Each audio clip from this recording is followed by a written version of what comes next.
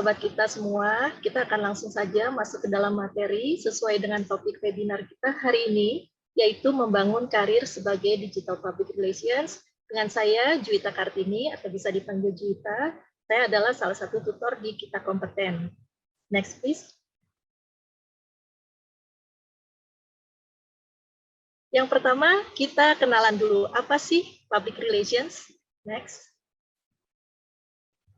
Next. Public Relations ini adalah sebuah profesi. Ini adalah istilah di dalam bahasa Inggris. Kalau dalam bahasa Indonesia disebutnya humas atau hubungan masyarakat. Next. Humas ini berperan untuk menjalin hubungan yang baik dengan masyarakat. Next. Mengelola komunikasi dan penyebaran informasi kepada publik. Publik di sini yang dimaksud adalah publik di luar perusahaan ya, jadi komunikasinya eksternal. Melalui siaran pers, artikel, penyelenggaraan event atau kegiatan humas, dan humas juga biasanya ditunjuk sebagai juru bicara dari perusahaan atau institusi tempat dia bekerja, dan segala tugas yang dilakukan oleh humas itu adalah dalam rangka membangun reputasi perusahaan. Next. Nah, dalam perkembangannya, humas ini perlu sejalan dengan perkembangan media, sehingga perlu menyesuaikan diri juga dengan perkembangan media saat ini. Next. Nah, kita juga perlu mengenal beberapa istilah public relations. Jadi kalau teman-teman tertarik untuk bekerja sebagai public relations, misalnya kita cari lowongan gitu ya, kata kuncinya, kita bisa cari yang pertama public relations atau humas. Di beberapa perusahaan masih menggunakan istilah public relations atau humas. Seperti yang tadi sudah saya sampaikan, memang dari sejarah awal mulanya, public relations atau humas ini adalah profesi di dalam perusahaan atau institusi yang tugasnya menangani komunikasi eksternal atau menyampaikan informasi dari perusahaan institusi kepada masyarakat di luar perusahaan. Next. Nah, seiring perkembangannya, perusahaan atau institusi melihat nih, kalau informasi saja sudah disampaikan kepada publik di luar, kepada masyarakat, tapi kalau karyawan kita nggak tahu kan, nanti kurang harmonis komunikasinya di dalam. Jadi sebaiknya informasi yang disampaikan keluar itu kita sampaikan juga kepada karyawan kita, yaitu publik internal, sehingga humas dituntut untuk juga bisa menyelenggarakan komunikasi internal. Nah, karena komunikasinya bukan hanya keluar kepada publik, tapi juga kepada karyawan, maka dibuatlah sebuah istilah baru, yaitu corporate communication. Jadi profesi ini menangani komunikasi korporasi, komunikasi korporat, baik keluar maupun ke dalam. Next. Nah, kemudian yang terbaru lagi, kita mengenal istilahnya marketing communications.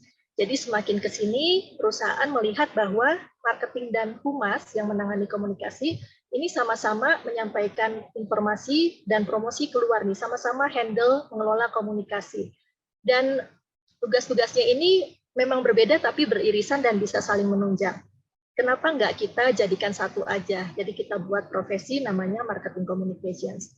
Jadi kalau teman-teman misalnya mencari lowongan pekerjaan humas, teman-teman bisa mencari public relations, humas, corporate communications. Ini pada umumnya menangani komunikasi eksternal, keluar dan internal.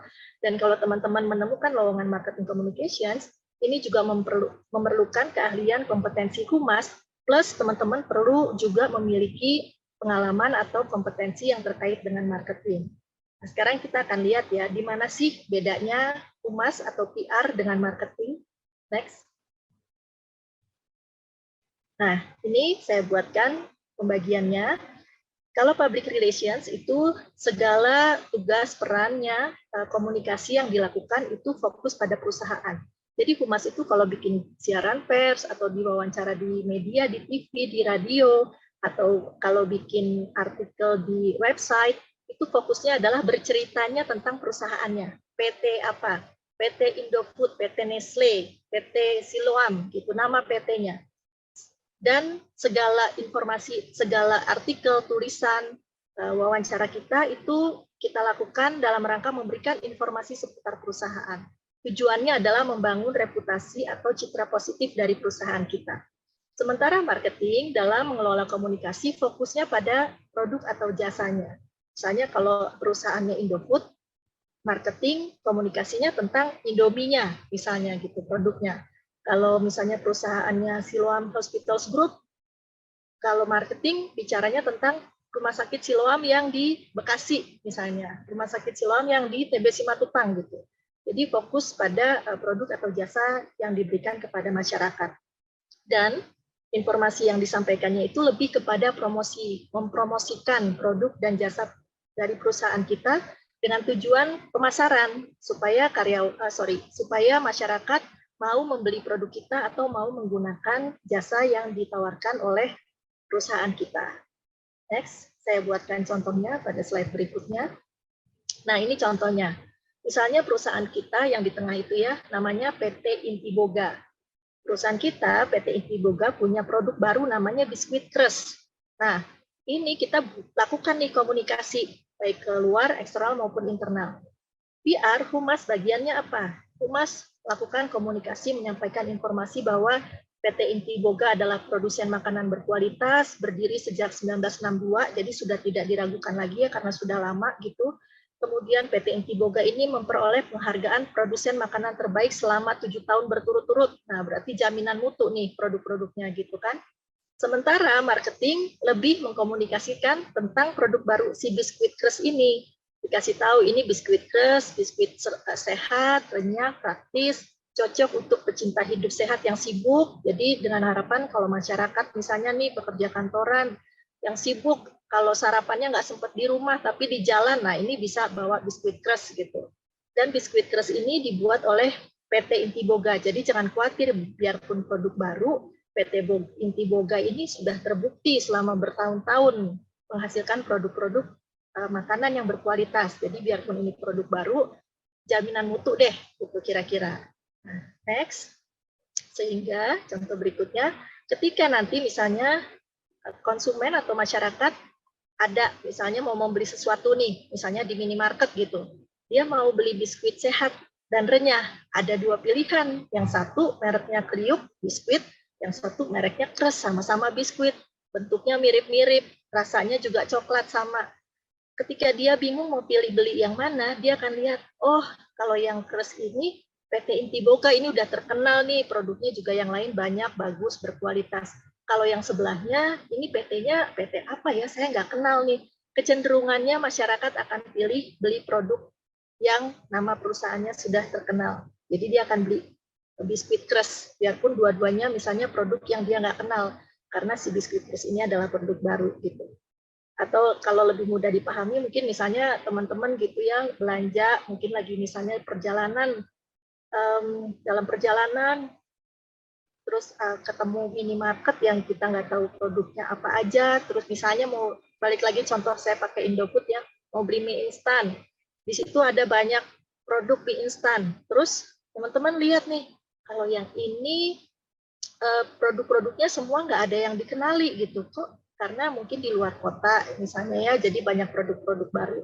Terus setelah teman-teman melihat-lihat, ini mirip-mirip. Nah, berikutnya biasanya masyarakat itu lihat di kemasannya nih, entah itu bahan-bahannya atau kandungan gizinya dan nama perusahaannya. Saya teman-teman lihat, oh yang ini mie instannya buatan Indofood, oh berarti dia yang bikin Indomie, bikin Supermie. Ya, biasanya kecenderungannya kita akan pilih yang itu, yang nama perusahaannya sudah kita kenal, yang sudah terkenal gitu. Jadi itulah peran saling melengkapinya ya.